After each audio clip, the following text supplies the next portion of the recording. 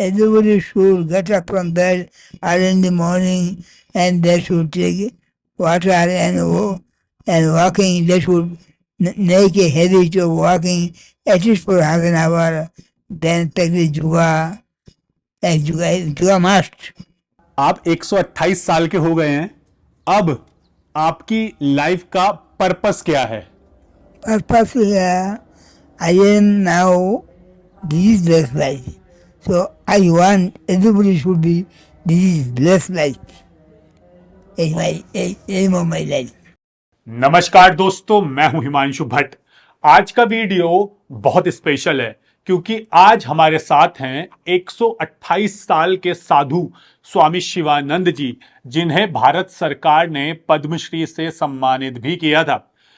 और मैंने देखा पलक झपकते ही वो नंदी मुद्रा में प्रणाम करने लगे।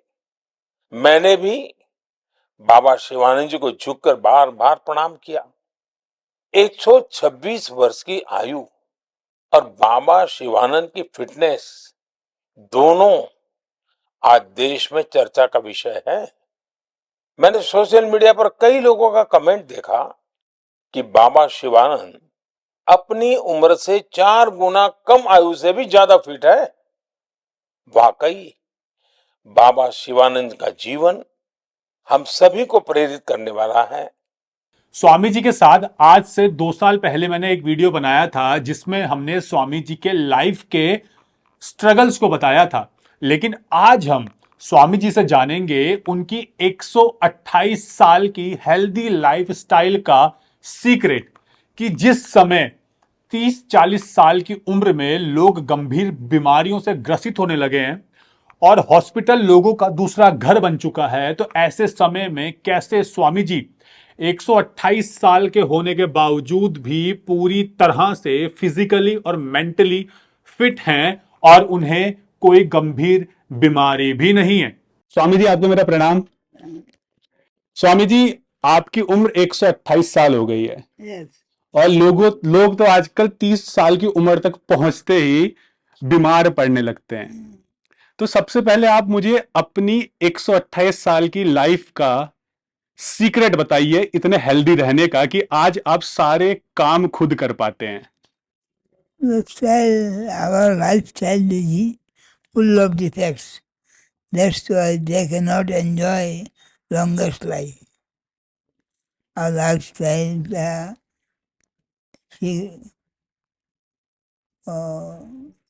full of defects. तो आपके हिसाब से अकॉर्डिंग टू यू कौन कौन से डिफेक्ट्स आजकल लोगों के लाइफस्टाइल में हैं जो सुधारने चाहिए? You cannot not know how to control our tongue. अच्छा, they don't know how to control our tongue. Control our tongue is very essential. तो कैसे वो चीज को कंट्रोल करें, क्योंकि सबसे बड़ी प्रॉब्लम ये पेट और ये जीभ है। जुगाड़ करने से life well regulated and well discipline हो जाएगा। जुगाड़ इज वेरी एसेंशियल जी। एवरीबॉडी शुड प्रैक्टिस जुगाड़ early in the morning on empty stomach. तो स्वामी जी, अगर मैं आपसे जानना चाहूं, क्योंकि यहाँ जितने लोग बैठे हैं, चाहे मैं हूं, हमारी जिंदगी में हमें छोटी या बड़ी कोई ना कोई बीमारियां जरूर हैं, जिस वजह से हम सोचते हैं कि भगवान ने ऐसा कष्टकारी जीवन हमको क्यों दिया है। लेकिन हम आपकी जिंदगी को देखते हैं तो आप अपने सारे कार्य खुद कर रहे हैं। यहाँ इंसान बैठ जाता है तो खड़ा नहीं हो पाता और आप अपने काम खुद कर रहे हैं। तो आप बताइए, आपका जो लाइफ स्टाइल है, आप किस टाइम सुबह उठते हैं और किस टाइम अपना ब्रेकफास्ट, लंच और डिनर करते हैं, और उसमें क्या क्या आप कंज्यूम करते हैं? There is no hard and fast rule for breakfast. There is no thing for breakfast. लेकिन फिर भी आपकी लाइफस्टाइल में कितने बजे उठना? और I get up from my bed, say about 3 o'clock. जी। Then I take water.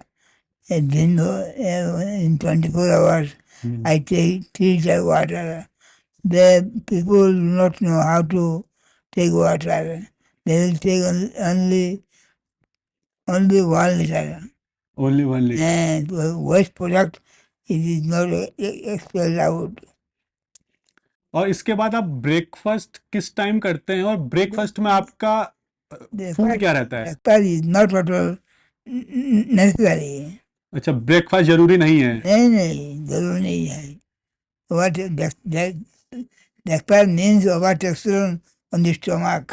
That's why the stomach fails to function properly, and they suffer from diabetes. तो स्वामी जी, आप कितने टाइम भोजन करते हैं एक दिन में? Then, say about 12 o'clock, I take rice, small quantity.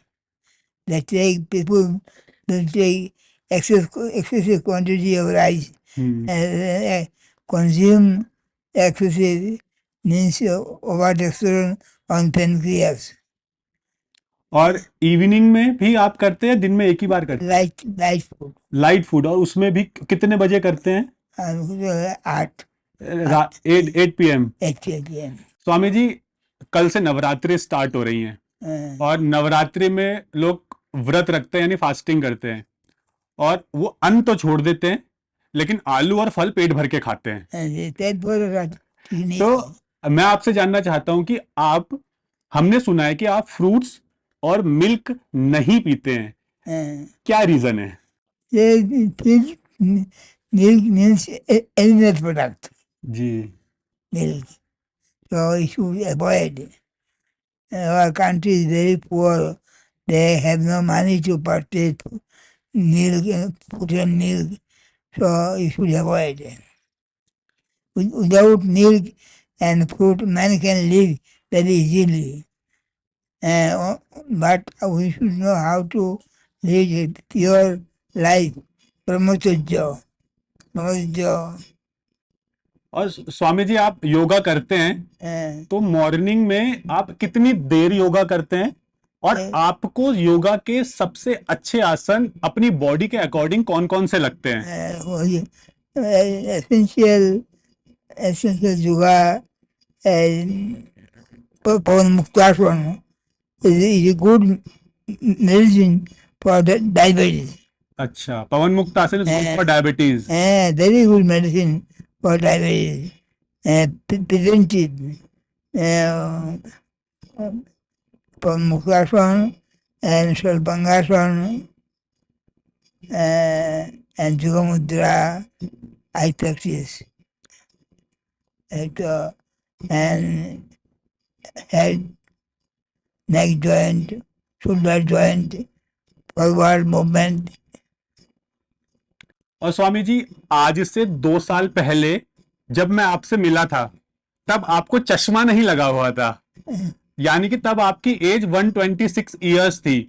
तो इस एज में भी आंखों को इतना हेल्दी रखने का राज क्या है? क्योंकि आजकल लोगों को 60 या 70 साल की उम्र में कैटरेक्ट यानी मोतियाबिंद हो जाता है, लेकिन आप आज से 2 साल पहले 126 साल की उम्र में भी चश्मा नहीं पहनते थे। तो आप अपनी आंखों को कैसे हेल्दी रखते थे, उसका सीक्रेट क्या है? I give water on eye. Early morning में, सुबह उठने के बाद आंखों पे पानी डालते हैं। तो स्वामी जी, आपकी लाइफ के बारे में बाकी चीजें तो मैं मैम से जानूंगा, क्योंकि हम नहीं चाहते कि आप ज्यादा बोलकर एनर्जी आपकी वो वेस्ट हो बोलने में। लेकिन एक लास्ट चीज, जो आपके 128 साल के एक्सपीरियंस के बेस पर आप लोगों को क्या मैसेज देना चाहते हैं कि रियल में लाइफ क्या है? Everybody should get up from bed early in the morning and they should take water and walking. They should make a habit of walking at least for half an hour. Then practice yoga. Yoga must. Without yoga, man cannot live happy life. Healthy life जीने के लिए yoga must है। Must, yoga is must. तो स्वामी जी, आपका धन्यवाद। आपके बारे में बाकी चीजें मैं मैम से जानना चाहूंगा कि स्वामी जी की लाइफ से हम सब कुछ ना कुछ तो सीख ही रहे हैं, लेकिन आप लोग इनके इतने पास रह के पूरी तरह से इन्हें फॉलो कर रहे हैं, तो आप लोग इनकी लाइफ से खुद को हेल्दी रखने के लिए क्या सीख रहे हैं, या क्या सीखा है आपने? नमस्ते। मैं बाबा को बचपन से जानती हूँ। मैंने बाबा के जो रूटीन, बाबा ने जो बोला, सुबह 3 बजे उठते हैं और शाम को 9 बजे सो जाते हैं, और पूरे दिन में सिर्फ वो एक बार भोजन करते हैं, मेन भोजन। रात शाम को 8 बजे लाइट कुछ लेते हैं, जैसे अभी बार्ली लेते हैं। तो ये जो नियम है, no milk, no oil, no fruits, no sugar, इसमें कोई चेंजेस नहीं है, वो बहुत कंसिस्टेंट है।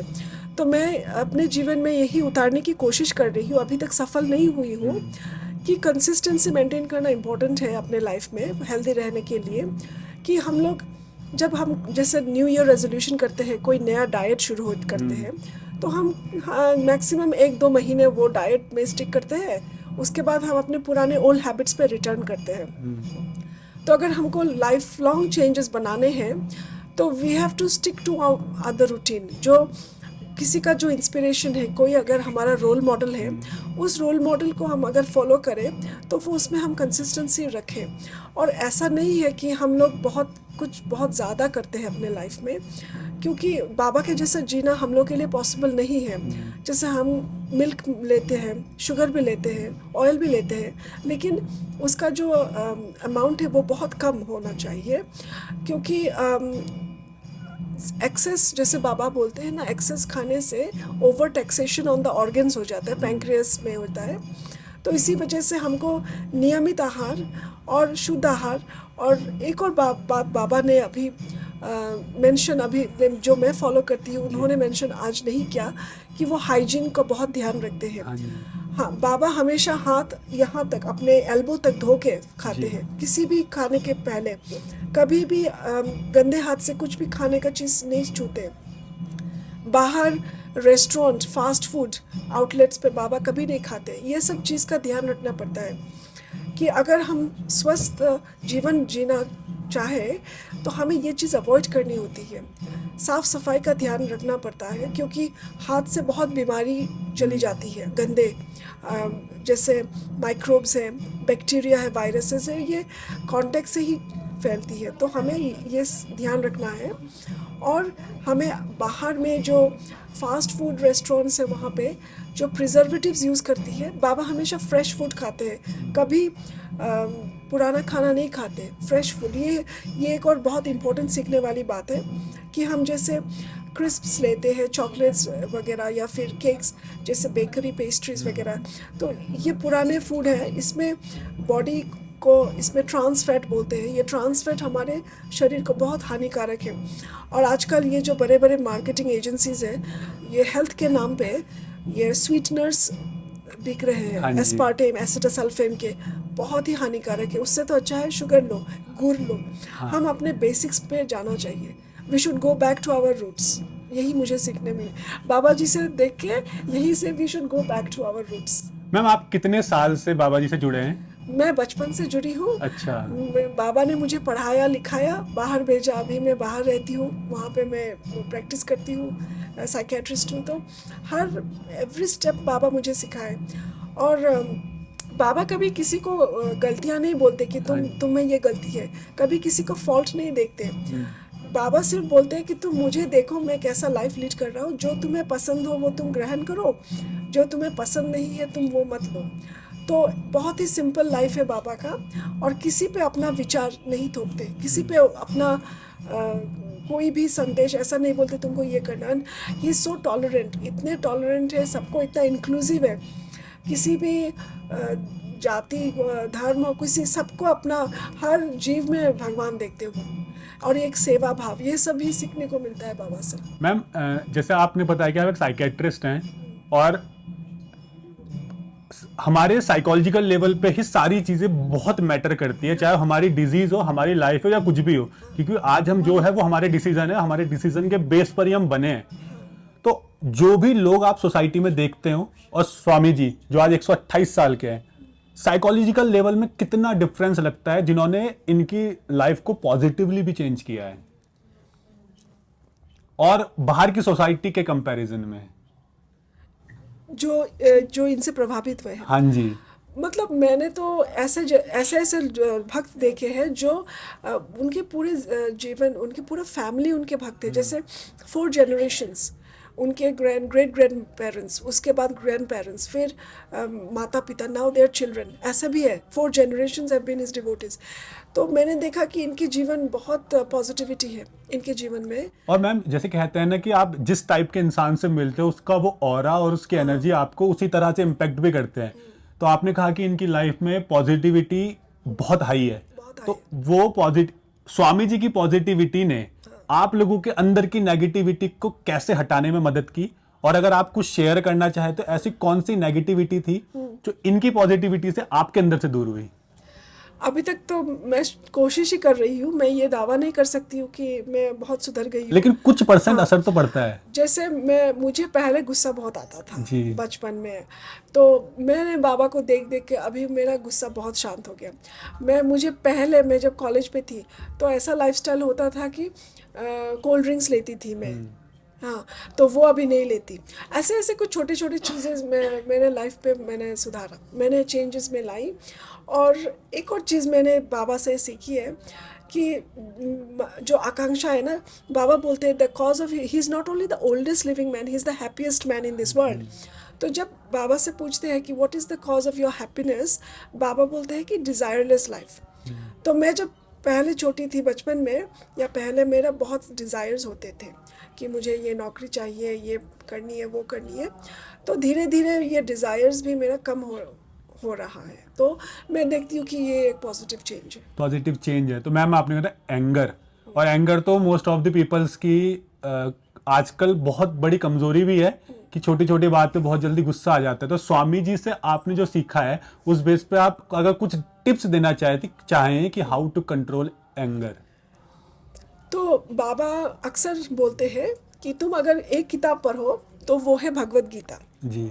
तो भगवत गीता के 16वें चैप्टर में 21वां वर्ष पे एक चैप्टर है कि काम, क्रोध और लोभ ये नरक के द्वार है।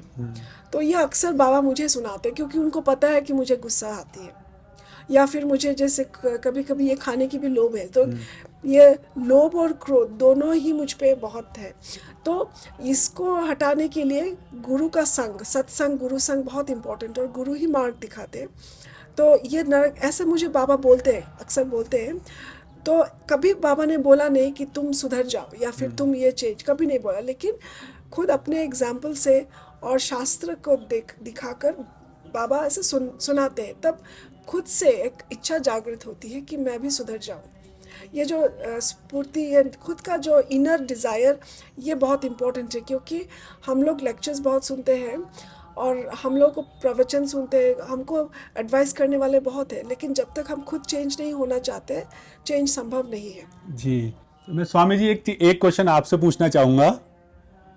आप 128 साल के हो गए हैं, अब आपकी लाइफ का पर्पस क्या है? Purpose here, I am now diseaseless life. So I want everybody should be diseaseless life. It's my aim of my life.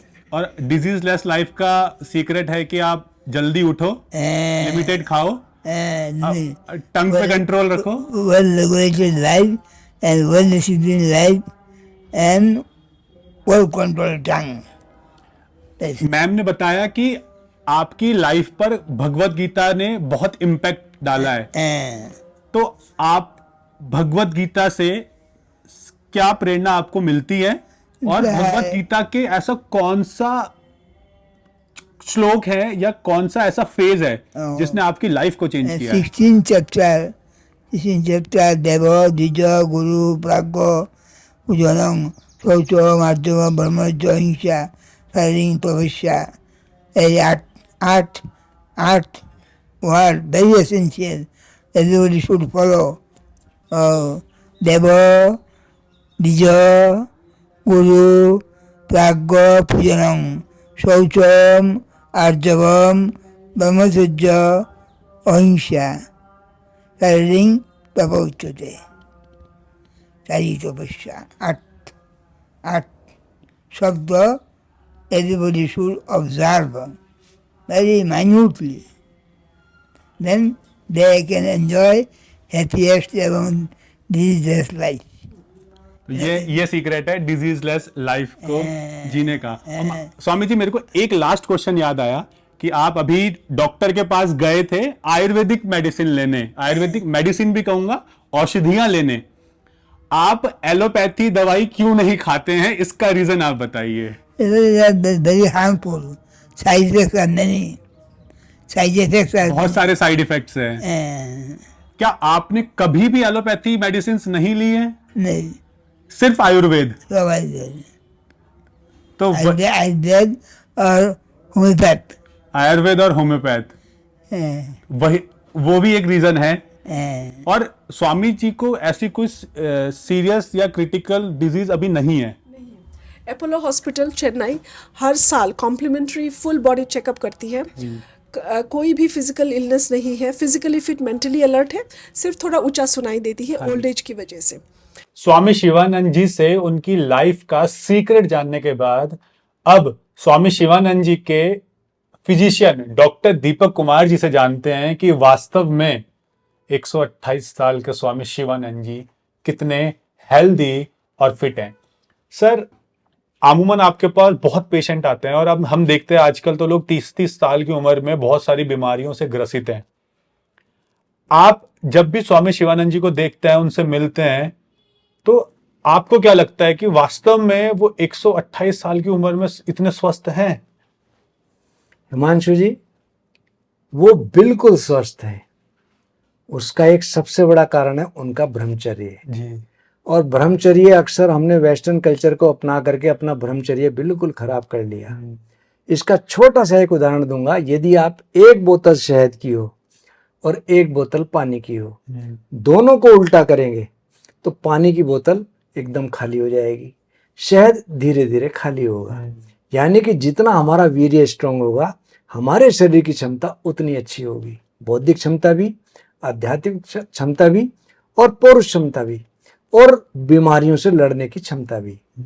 हमारे एक से एक ऋषि हुए। हमारे आयुर्वेद के हिसाब से 3000 साल पहले एक ऋषि हुए वाघ भट्ट जी, बहुत प्रकांड आयुर्वेदाचार्य रहे। उन्होंने अपना ग्रंथ भी लिखे हैं अष्टांग हृदय, जिसमें उन्होंने 7000 श्लोक लिखे जीने के, कि हम किस तरह स्वस्थ पूर्वक, नियम पूर्वक अपने जीवन का निर्वाह कर सकते हैं। लेकिन आज लोग इन चीज़ों को भूलते जा रहे हैं।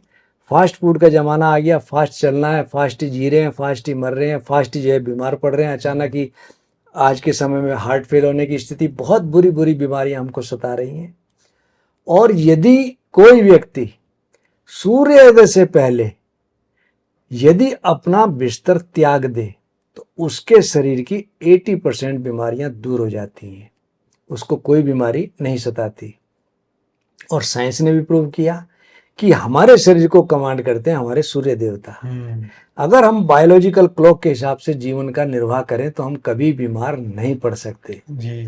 और यदि हम बायोलॉजिकल क्लॉक के विपरीत अपना जीवन निर्वाह करें, आप देखेंगे जो लोग नाइट शिफ्ट करते हैं अक्सर चेहरे पे उदासी रहेगी, पाचन क्रिया उनकी मंद रहेगी, कोष्ठबद्धता बहुत ज़्यादा रहेगी, जिसको कॉन्स्टिपेशन कहते हैं, भूख उनकी लगेगी नहीं और शरीर में बिल्कुल एनर्जी नहीं होगी। तो हमको बायोलॉजिकल क्लॉक के हिसाब से जीना चाहिए। और दूसरा, जो आदमी सुबह जल्दी उठता है उसके लिए एक बात मैं कहूँगा कि यदि हमारे शरीर का वात पित्त कफ 3 चीज़ें प्रधान है, ये तीनों बीमारी अगर त्रिदोष किसी को हो जाए तो उसकी बचने की संभावना कम रहती है। किसी का वात बिगड़ा तो 80 प्रकार के वात रोग उसको सताते हैं। पित्त बिगड़ा तो उसको 46 से 48, वैसे 46 प्रकार के हैं लेकिन 48 प्रकार तक रोग उसको सताते हैं। यदि उस व्यक्ति का कफ बिगड़ा तो 28 प्रकार की बीमारियां उसको सताती हैं।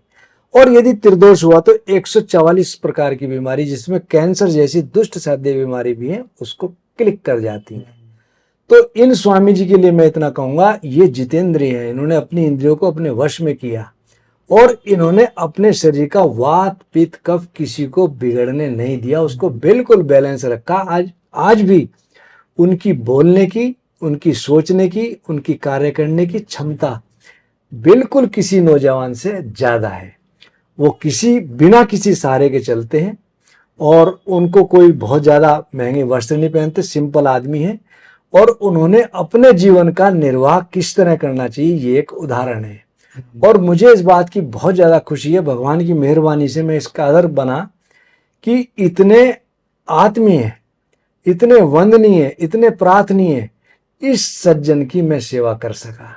और सर आपने अपने पूरे मेडिकल करियर में इस उम्र में पहुंचे हुए, वैसे तो इस उम्र 128 साल की उम्र में पहुंचे हुए शायद ही कोई इंसान इससे पहले आपने या किसी ने देखा होगा, लेकिन इतनी वृद्धावस्था में पहुंचे हुए किसी भी इंसान को क्या आपने कभी इतना स्वस्थ देखा है? मेरे पास कुछ लाइफ में 100 साल से लगभग आसपास के 8-10 पेशेंट रहे जी, लेकिन इन सज्जन के लिए, इन स्वामी जी के लिए मैं कहूँगा ये सबसे ऊपर है। इन्होंने अपने जीवन को इस कदर सिंपल बनाया कि इनको कहीं कोई दिक्कत नहीं है। आज भी उनकी जो इंद्रियां हैं स्वस्थ हैं, उनका मन और चित्त दोनों स्वस्थ और प्रसन्न है। मैं यहाँ पे एक छोटी सी बात कहना चाहती हूँ कि बाबा ने जो गीता का जो श्लोक बोले हैं ना, हाँ जी, वो उसमें एक इम्पोर्टेंट पॉइंट है ब्रह्मचर्य। बाबा का लॉन्ग लाइफ का एक और वजह है कि बाबा बहुत स्ट्रिक्ट ब्रह्मचर्य पालन किए हैं। बाबा बोल रहे हैं, अभी ये मैसेज बाबा ने मुझे बोला है, एक किताब लिखने के लिए है, हाउ टू अवॉइड डिजीजेस। उसका मेन पॉइंट ये होगा कि हम लोग इनडिस्क्रिमिनेट, हम लोग का जो सेक्सुअल इंडल्जेंस है उसको हमको कम करना ही होगा, क्योंकि इनडिस्क्रिमिनेट या ओवर एक्सेसिव जो काम होती है उससे बहुत रोग की सृष्टि होती है। जी, तो इसको कंट्रोल या फिर इसको रिड्यूस करना है। दैट मीन्स ब्रह्मचर्य, जितना जो इंसान ज़्यादा ब्रह्मचर्य फॉलो करेगा वो इतना रोग मुक्त रहेगा। तो ये मैसेज बाबा ने मुझे निर्देश दिया कि ये किताब लिखो, उसमें लिखो हाउ टू अवॉइड डिजीजेस। उसका मेन पॉइंट ये होना चाहिए, उनका बाबा का निर्देश है। जी। तो बाबा जी लास्ट में आप एक चीज बता दीजिए कि कोई भी इंसान, क्योंकि कोई भी साधक, कोई भी सन्यासी या कोई भी स्पिरिचुअल लीडर हमेशा यही कहते हैं कि ब्रह्मचर्य का पालन करें, तो किस तरह से कोई भी इंसान ब्रह्मचर्य का पालन कर सके, क्योंकि इंद्रियों को वश में करना हर किसी के लिए मुश्किल होता है। We should know to control our lower senses. That how to know how to control our lower senses. If we think of good things, automatically that things we can avoid. और अगर कोई ब्रह्मचर्य का पालन करे तो जिंदगी में क्या चमत्कार, मिरेकल्स देखने को मिल सकते हैं। You enjoy longest life and this is life. जैसा कि स्वामी जी उसके एग्जाम्पल है। Baba is living example the whole world. Ji, And this is my practical experience. That if you desire enjoy longest life, you should observe Brahmacharya. Brahmacharya is the only process which can give peace and happiness. बाबा जी ब्रह्मचर्य का पालन करने के लिए आप कौन कौन सी मुद्राएं करते हैं? मुद्रा होता है सुखचरणी मुद्रा, महावद्र मुद्रा, सुखचरणी मुद्रा, महावीर मुद्रा. We should be obedient to nature. Nature, मतलब हमें नेचर का सम्मान करना चाहिए और रक्षा भी करनी चाहिए। They do not know how to be obedient to nature. That's why they cannot enjoy real happiness in life. ये रीजन भी है, मतलब हमें एक तरीके से प्रकृति से जुड़कर रहना चाहिए। Don't know what is real happiness. Many life can enjoy real happiness. They do not enjoy. They do not know what is the process of real happiness. Swami ji आपके अकॉर्डिंग रियल हैप्पीनेस क्या है? Happiness always in our life is joyful life. मैं चाहूंगा आप एक बार explain कीजिए कि स्वामी जी ने क्या कहा हैप्पीनेस के लिए। You cannot explain by words. And this happiness. बोले Well, internal happiness we cannot explain by words. बाबा बोल रहे हैं कि जो हैप्पीनेस जो फीलिंग है वो constant feeling of joyful cheerfulness, वो एक फीलिंग है कि स्फूर्ति हमेशा हैप्पीनेस, वो वर्ड्स के द्वारा संभव नहीं है डिस्क्राइब करने, लेकिन बाबा अक्सर बोलते हैं आई एम एवर जॉयफुल, क्योंकि जो हैप्पीनेस है वो अंदर है, बाहर नहीं। हम लोग जैसे सामान खरीदते हैं हैप्पीनेस के खोज में, मुझे अगर ये अच्छा कपड़ा मिल जाए तो मैं हैप्पी हो जाऊंगा। Nobody can enjoy natural happiness. Yeah. Nobody can explain. Material चीज से हैप्पीनेस नहीं मिलती है, ये inner spiritual happiness is the best real happiness. मतलब अगर इसको शॉर्ट में कहा जाए तो अपनी खुशी के लिए किसी भी चीज पर डिपेंड रहना गलत है। किसी भी चीज पर खुश डिपेंड मत रहो कि अगर मेरे को ये मिल जाएगा तो ही मैं खुश हूं और ये चला जाएगा तो मैं परेशान हूं। एग्जैक्टली। तो किसी पर डिपेंड नहीं रहना है खुशी के लिए। I am living in my own world. That's the reality. That's why I am living in my own world.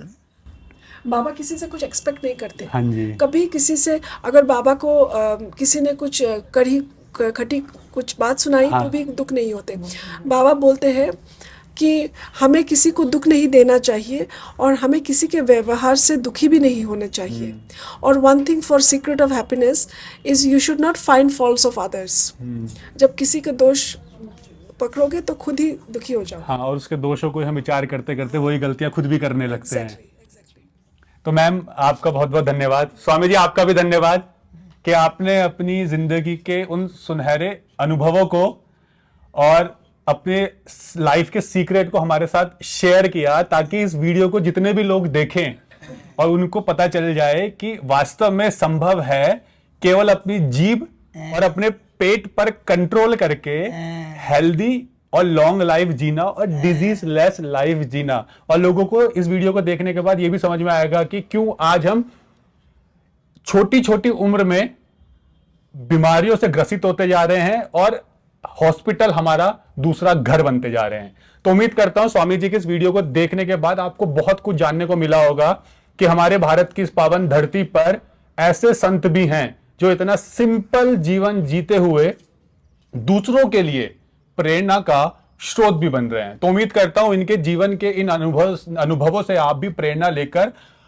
इनके मैसेज को आत्मसात करेंगे और अपनी जिंदगी को खुशहाली की तरफ ले जाएंगे और उसी खुशहाली को पाने के लिए आप इलनेस से वेलनेस की तरफ भी बढ़ेंगे। तो धन्यवाद मैम और स्वामी जी प्रणाम आपको।